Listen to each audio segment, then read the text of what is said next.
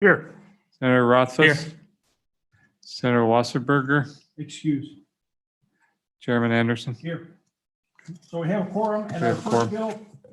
first bill before us is Senate File 141, and we have a presenter today. So go ahead, Senator.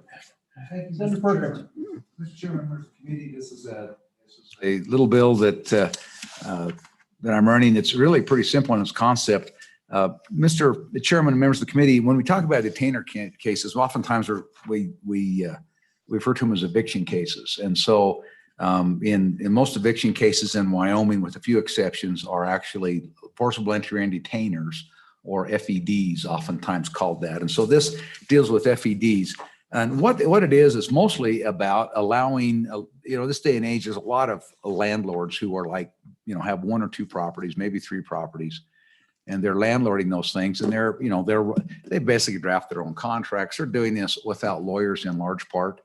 And so when someone doesn't pay rent or otherwise not complying with the lease, you have this opportunity, you have this ability to evict them or to detain the property, return the property to you.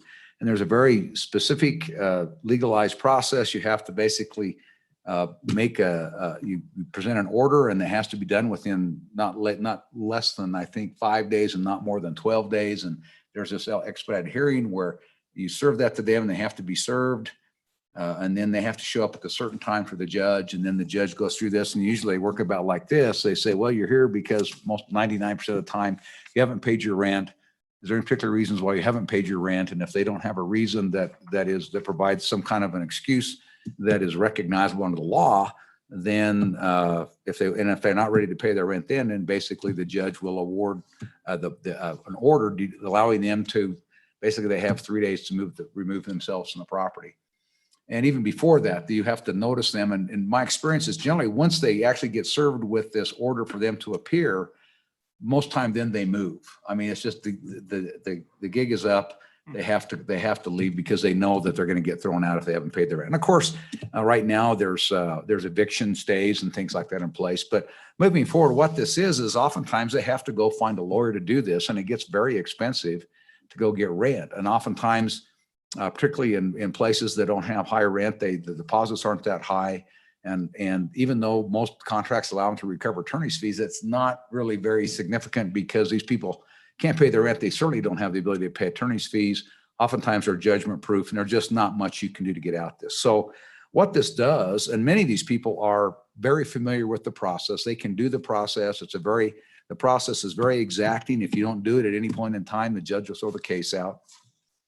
And so what this is allows folks that might have one or two properties, or it doesn't necessarily could be that small, it could be a large corporate one, but it allows them to represent an officer or owner of the business to represent themselves in these detainer actions. And so most of the bill is about saying, okay, this is an exception to the practice of law. And so that's what the bill does. The limitation on it is that I put it is on page 3, line 8, this subsection C. The provisions of this section shall not apply to any business entity that is seeking a judgment exceeding the amount specified in 121-201 in any action under this article. What that is the jurisdictional limitation of small claims court.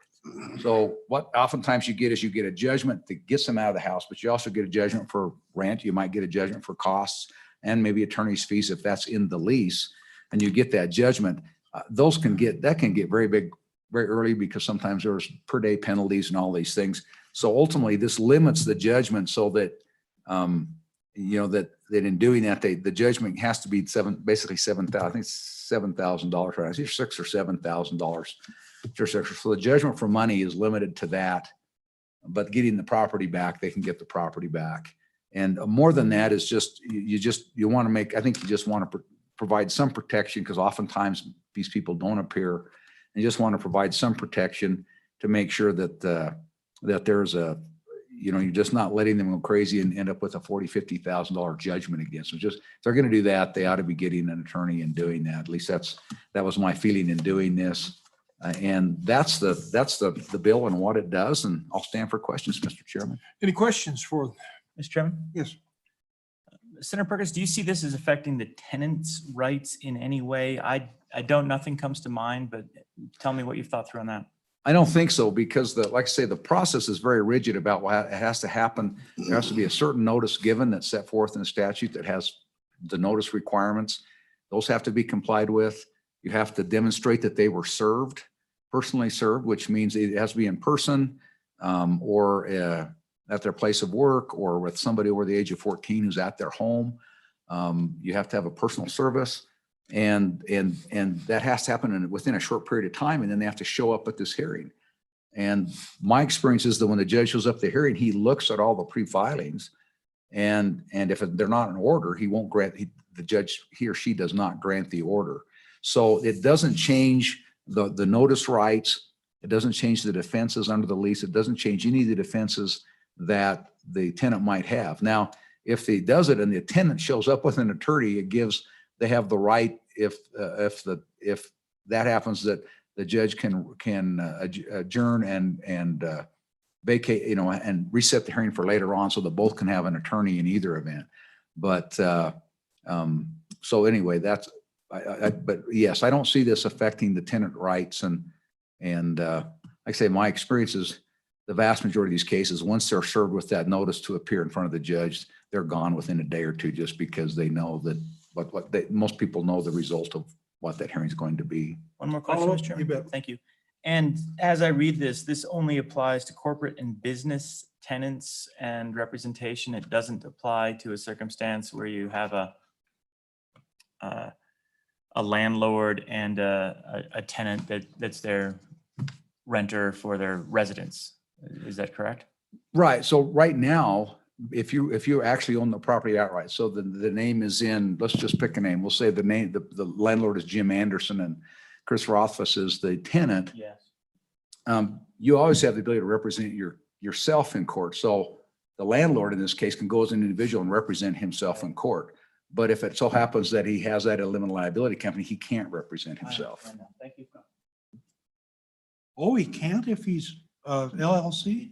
That's right. And that's what this bill does. Yeah, Oh. exactly.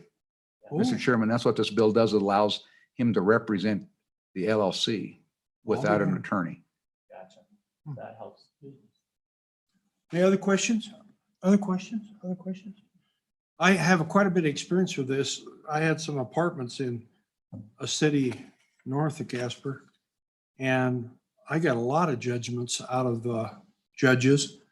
And I never had anybody, just like you say, the minute they got served that notice, they vacated the scene and they didn't show up at court.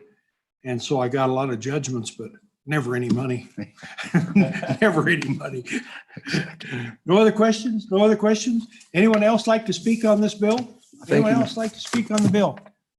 Is there anyone on the net that you know of? Yes, Mr. Chairman, there are two people, Mr. Meyer and Miss Erbriket. I'm not sure how to pronounce her name. Her first name's Lori. Oh. Let's start with Mr. Meyer. Mr. Meyer, are you there? I am here, Mr. Chairman. Thank you very much. Scott Meyer on behalf of my law firm, Scott W. Meyer PC, and I'm up in Lander right now. I do have clients that are exactly as the bringer of the bill has indicated.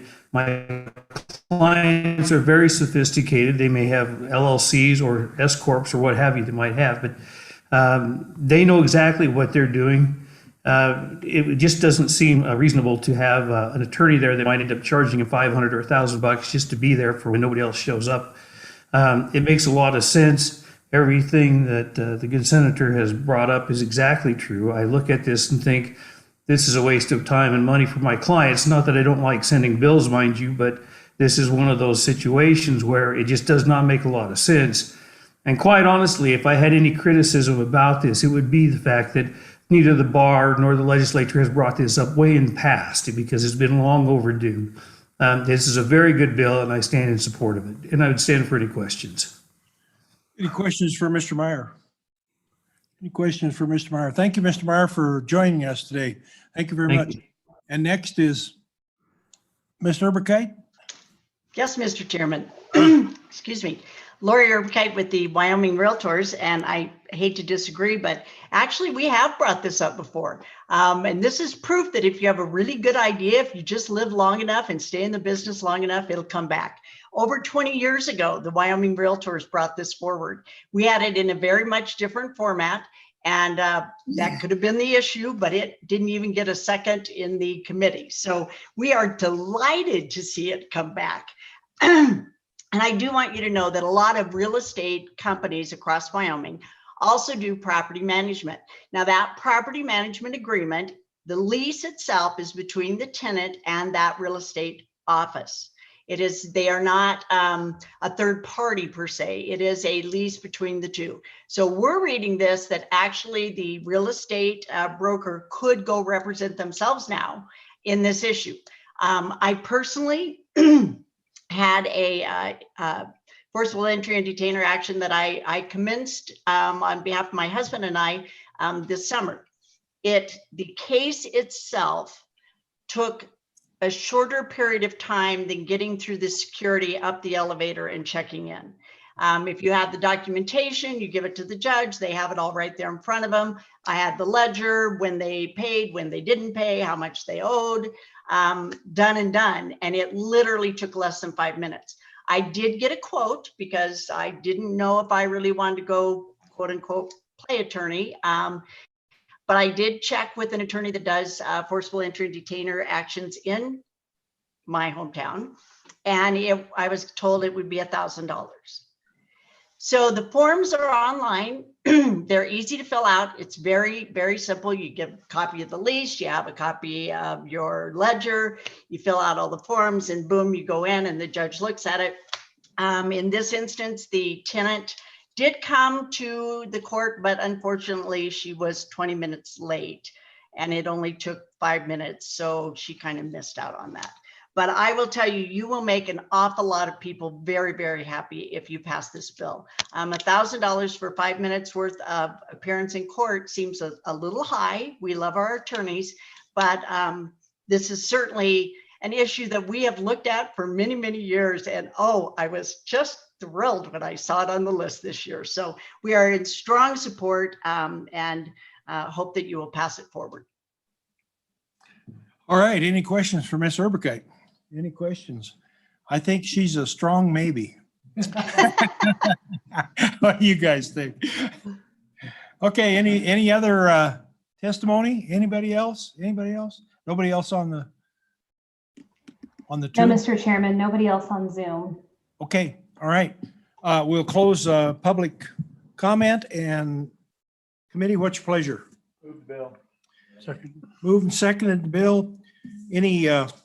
Any changes, any modifications to anything? No? No? No? Hearing none? Sensing you're ready to vote, let's do the roll call, Okay. please. I did not hear who seconded. Uh, Oh, okay, thank you. These two over here were doing it. I don't know Okay. how it came out. Okay. This is for Senate File 141. Senator Beitman, Aye. Senator Cooper. Aye. Senator Rothfuss. Aye. Senator Wasserberger voted absentee and he voted aye. Chairman Anderson, Aye, 4 ayes, or 5 ayes. 5 ayes. 5 ayes. So Senate File 141 sneaks by the Minerals Committee. Thank you. Thank you for being here. All right, next up is House Bill 10 for COVID-19 Large Business Relief Program. Would you identify yourself, please, sir? Yes, Mr. Chairman. Representative Don Burkhart.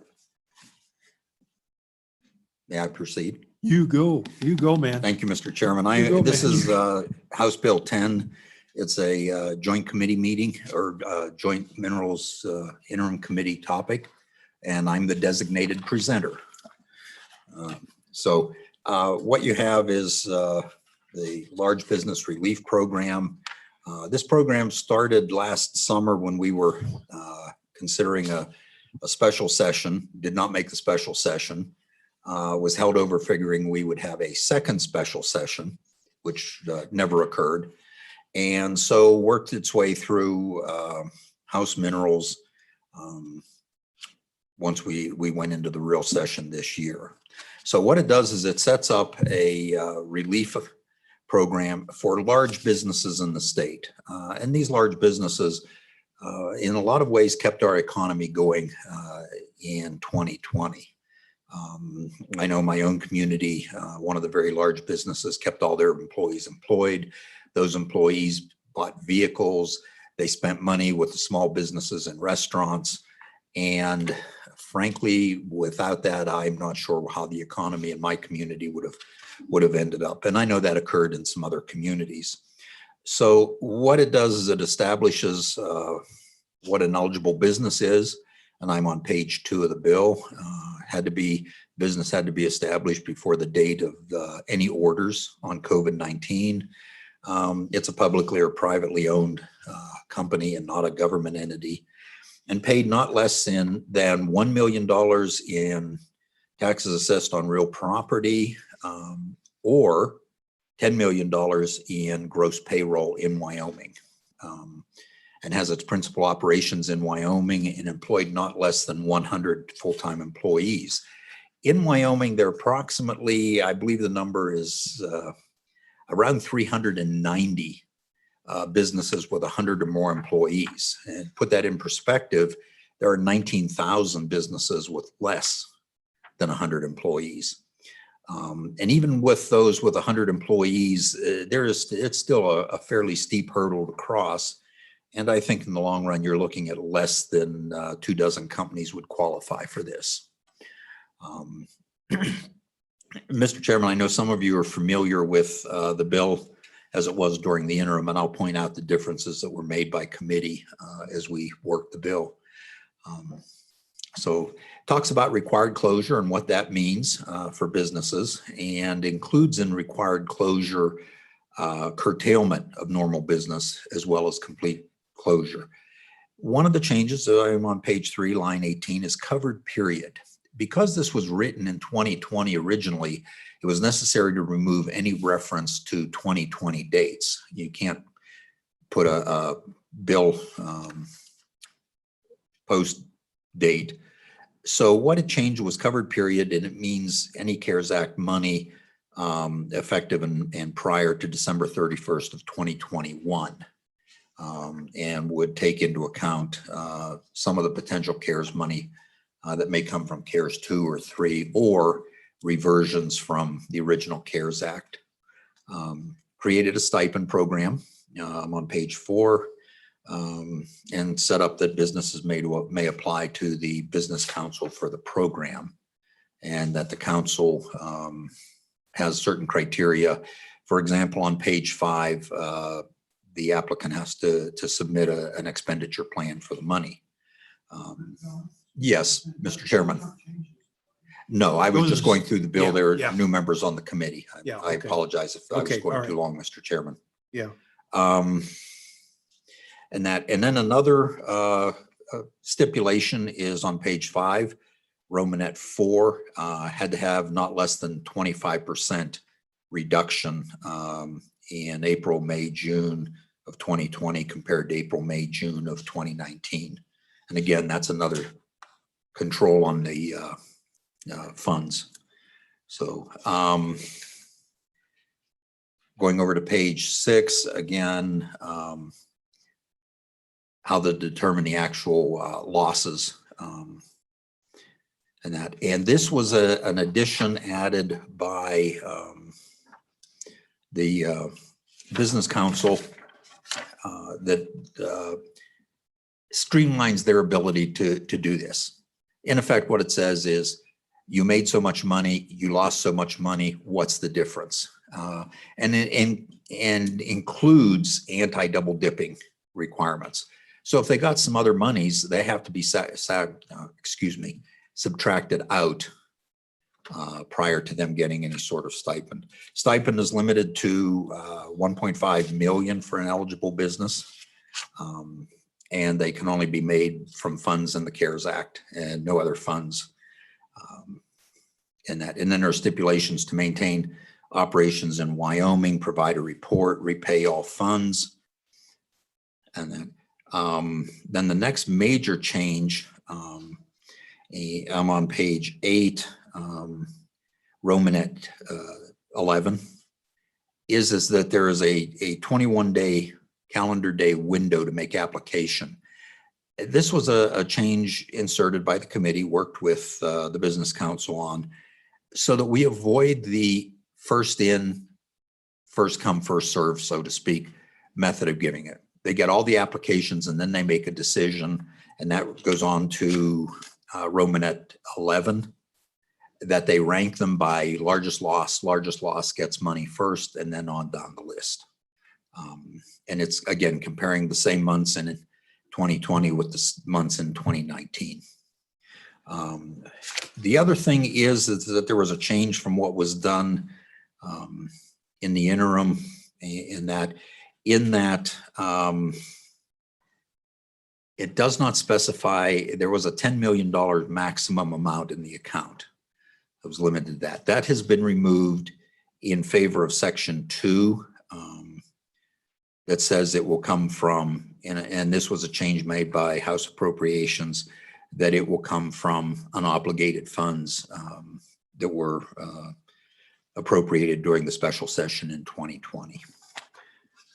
And then again refers to the covered period. And with that, Mr. Chairman, I will stand for questions. Thank you, Representative Burkhart.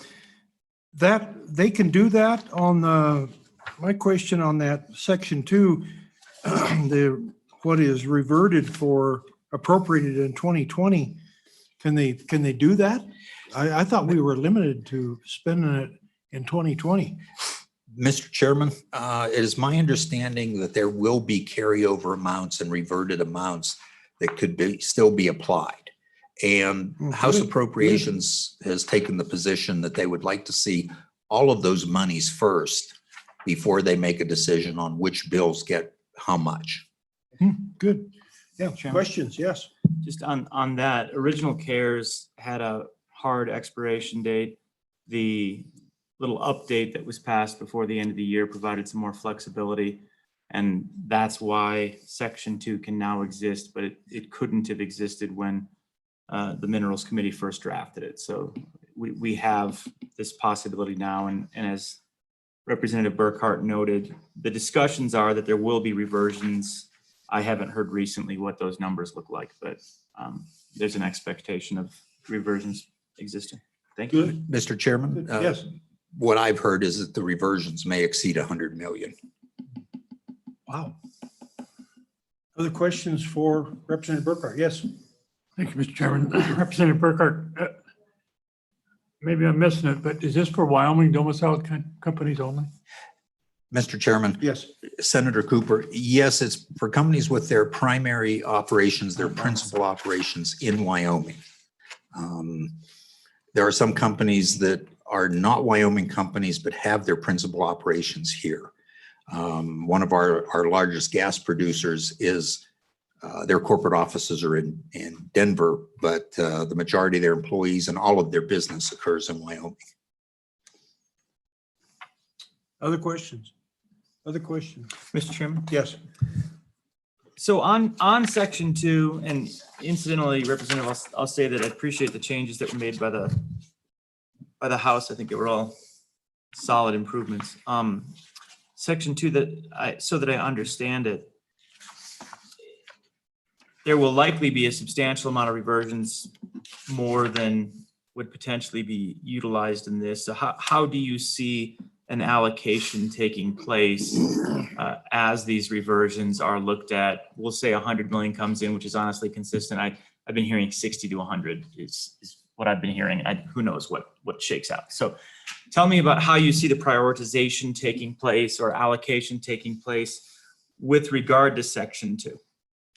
Mr. Chairman, Senator Rothfuss, in discussions with House Appropriations, in effect, their request is trust us. We will allocate the money based on what they see coming in. right now, if you took all the bills in the House that went back after that, after the reversions, those bills added up exceed the 100 million or whatever the number is. There is a considerable amount of money.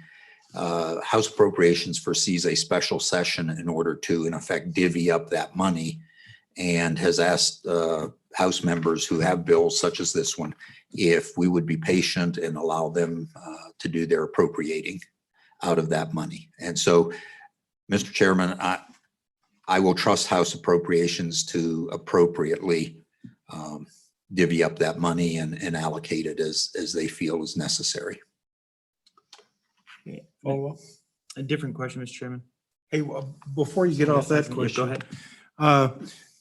You don't think they'll use that page 9 there, provide stipends to those eligible businesses with largest percentage of decrease between actual losses and sales? You don't think they'll use that measure? They'll have their own measure? Mr. Chairman, House Appropriations probably wouldn't have access to that information directly. It would be at the Business Council. I assume House Appropriations, and I could be wrong in my assumption, will say, we have these bills, and I'm going to just pick some numbers here. We have 100 million in reversions. We have 120 million request that they will somehow allocate it proportionally. But I would not assume and wouldn't want to assume they would allocate more than the original $10 million that was in this bill. Okay.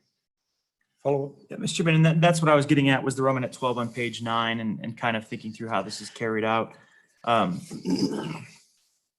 I see it the same way you see it, where you'd probably have an allocation of money, a chunk that is moved towards this, whatever that chunk ends up being. And the original I know was 10 million. What I don't see clear, I see how to rank a list, but then based on that ranked list, unless I'm missing it, I don't see how you would distribute among those that are on the list. That's certainly not going to be up to appropriations. That's going to be up to the Business Council. Is the thought that the Business Council would come up with, maybe it's pro rata based on losses, which honestly seems probably fair. Do you have an idea? Has that been discussed? Mr. Chairman, Senator Rothfuss, that far in the weeds has not been discussed, but I would assume it would be pro rata. We've limited the maximum payment to 1.5 million. And if they only get 8 million, I would assume they will make adjustments. Do they have that authority, Mr. Chairman? Representative Burkhart? Mr. Chairman, Senator Rothfuss, I think they do. We've given that to them in It's the C, I I have guess to- the C provision on 9. yes, on page 9, Roman at 12. I believe they have the ability to do that. Okay. Other questions? Other questions? Hearing none. Thank you, Representative Burkhart, for your presentation. Is there anyone else in the room that would like to speak on this bill? Anyone else that'd like to speak? No? Is there anyone on the tube that'd Yes, like? Mr. Chairman, Mr. Detai is available to testify via Zoom. Mr. Detai, go ahead. You're on. Thank you, Mr. Chairman. Members of the committee, Travis Detai, Wyoming Mining Association. And again, thanks to the committee for this effort, and especially to Chairman Burkhart for his work on this. And I would just fall back on my testimony from Wednesday. We fully support the bill. Thank you. Thank you. Anyone else? Anyone else? Hearing none, we'll close public testimony. And committee, what's your pleasure? Move the bill? Is there a second? And Beitman seconds it. There's a Cooper Beitman. Any discussion? Any discussion? Any discussion? Yes. I think I'm actually going to vote for it, which probably comes as a surprise because I didn't like it before. And still not super enthused about it, but a lot of what I didn't like, I think is addressed to some degree. So we'll send it. At least I will support sending it out to the floor. But I'm going to just state the concerns that I had before, which Roman at 12 gets to a little bit, but still doesn't completely get to, because It's losses relative to previous position, which might mean you had a profit 1 year of $50 million net profit. The next year you have a profit of $30 million net profit. So in this calculation, that shows up as a loss of $20 million that we're trying to compensate for. But you're $30 million net profitable. Now you compare that to another business, a small business that we, only lost $30,000, but it was a net loss, and we paid them back $20,000. So they took a $10,000 net loss. I'd rather give them the 10K, honestly. I mean, I'd rather try and make entities whole as the first step prior to diverting funds towards profits, which this allows. And I understand the argument that, well, they lost profit. But at the end of the day, with insufficient resources to make everybody whole, and I don't think we made everybody whole. I think we've got a lot of folks around the state that took losses last year. Big losses, they're still in pain. To allow a program to pad profits when we haven't taken care of all the losses is what bothers me. And again, maybe we can work through that. What I like about it, though, is there's enough flexibility here where the prioritization can shift. So here's a program. This kind of creates a program. We can talk through prioritization as we look at the remaining funds. And that's why I support it now when I didn't before, because it's not a direct $10 million. It's an amount of money that can be prioritized against other interests. I think that flexibility is a new positive. So I'll be an aye vote with reservations, Mr. Chairman. Other discussion? Senator Cooper. Mr. Chairman, I would pretty much mirror what Mr. Roth just said there. I had concerns about not getting everybody whole before we start giving other funds out. But also, my concerns were to make sure that it's taking care of Wyoming operators rather than the big box stores or somebody like that. So there's a lot of ag businesses. There's a lot of energy businesses that could sure use this. So I think it sure merits moving forward. Thank you. Other discussion? Other discussion? Hearing none, sensing you're ready to vote, let's call a roll call. This is for House Bill 10 engrossed. Senator Bateman, Aye. Senator Cooper, Aye. Senator Rothfuss. Aye. Senator Wasserberger voted aye. Chairman Anderson. Aye. 5 ayes do pass.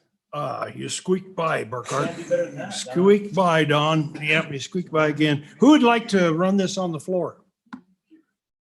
Well, I could do it, but somebody more enthusiastic. Yeah, I want somebody with more. I can stand up and answer questions. I think I'll skip you.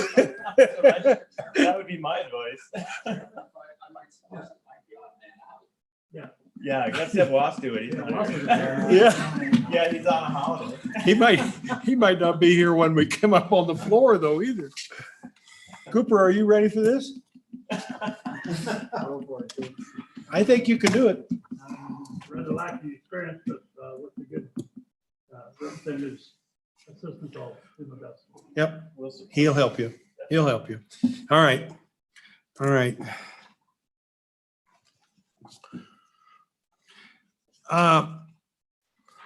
We're kind of out of time. Oh. Mr. Chairman, that's fine. Okay, next bill up is House Bill 69, and just so you know, we have a hard stop at 10 till 2. Yeah. So we can get Okay. back just like you. So if you would go ahead. So Mr. Chairman, and good to see all of you, quite frankly. Yeah. This should have been a committee bill. Mike Greer, what am I, Chairman of the House Minerals Committee? Yeah. Speaker Pro Tem of the House, I guess, and the sole sponsor on this bill. This should have been, this is a little bit of a cleanup bill.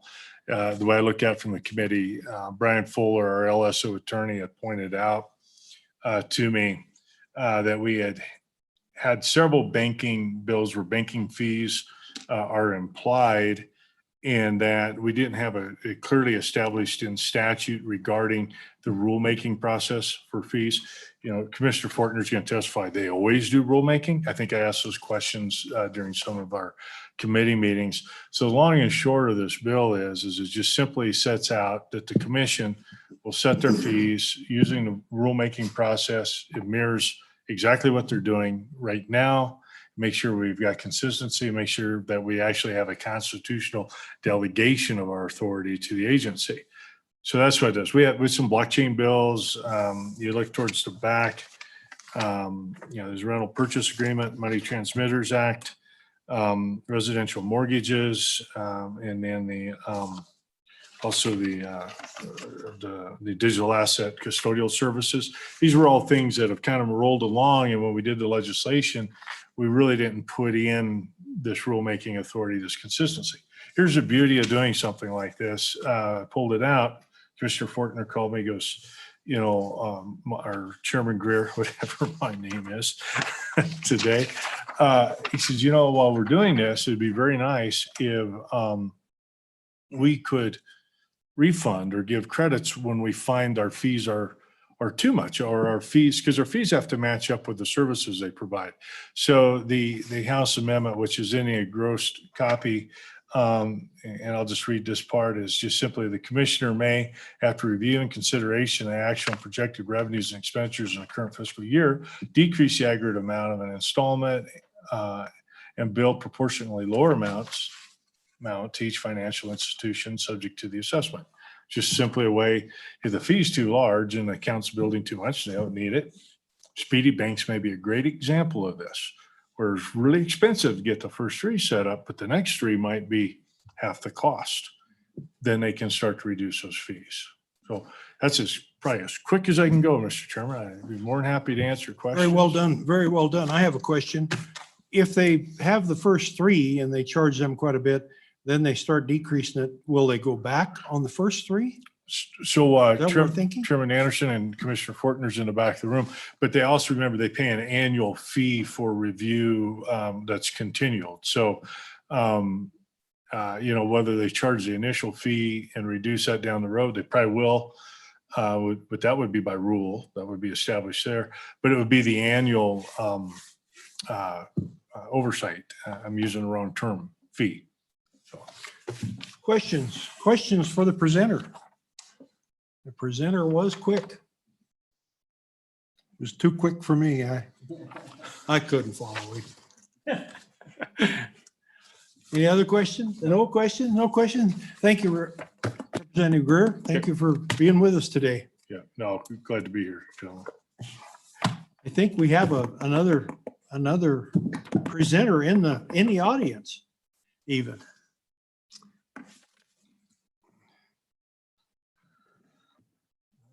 Thank you, Mr. Chairman. Albert Faulkner, Banking Commissioner. Yeah, good to be back in person. I almost forgot what it looked like over here. So now I'll just take the rest of the time and filibuster if that's okay. And no, we got a hard stop. We'll walk out on you any minute here. No, it's Chairman Greer represented well. A couple of things just to remind the committee. So we are 100% other funds. There are no general funds. So we're self-funded by all the fees of all the acts that we administer, and there are 5 of them. And, the reporting aspect, as a citizen and a native of Wyoming, I think that's very appropriate that an agency should report. So as an administrator of some of the laws, I should follow my own, desires there. And then, I appreciate the chairman putting in that amendment. We do, all of our banks pay a semi-annual assessment, and they pay it in arrears. So they pay it based on December 31 and 6/30 asset size. The other non-bank entities, they pay annually upon license renewal or license application. That's done at the end of the year. So to the question, would we ever refund back? Probably not. What we would do is determine, hey, it looks like our fee is too high. This gives us the ability to do a one-time or maybe a 2-time suspension, something of that nature, to then figure out what's the proper fee structure, go through the rulemaking process, lower it down, things of that nature. Or we might have enough that something rolls in one time and we can do a fee holiday. I think that's some of my colleagues in other states do that same thing. So no sense in us building a war chest on the financial institutions' backs. And so I think it's very appropriate. And with that, Mr. Chairman, I'll stand for any questions. Any questions for Mr. Faulkner? Any questions for Mr. Faulkner? Hearing none, thank you No, for thank you. covering that completely. Yes, well done. Is there anyone else to present to us? Mike, anybody on the online? No, Mr. Chairman. Oh, I thought there was. All right, no other presenters. We'll close public comment and committee, what's your pleasure? All right, then I'll second it. Did you get that, Mike? The Beitman-Rothfuss combo. All right, Anytime, right? anything you guys want to amend or change or Nope. kick out? No? Question on the bill. All right. Let's call a roll call on it then, please. This is for House Bill 69, engrossed. Senator Beitman, Aye. Senator Cooper, Aye. Senator Rothfuss. Aye. Senator Wasserberger voted aye. Chairman Anderson, Aye, 5 ayes, do pass. you squeaked by. Yeah. Mr. Chairman, I need a volunteer. I got this. I didn't even get a. Yeah, I'm happy to do it. I'll do it. Rothfuss will do it for you. Not my first banking, but. No, that's for sure. You wanna lie. And I want to talk to you about DAOs at some point, but probably not right now. Wednesday next week. Wednesday of next week is when we're gonna do it? Yes, I've got Senate files on Monday. Okay, And so Wednesday's I'll just better. save that for Wednesday. okay, we've got an amendment in the works, so that's good. Wednesday's good Okay. for DAO, so I think we're set for that. Are you two quite done? Yeah. If there's nothing else to come before the committee, we're gonna adjourn at, wow, really close. All right, good job, everybody.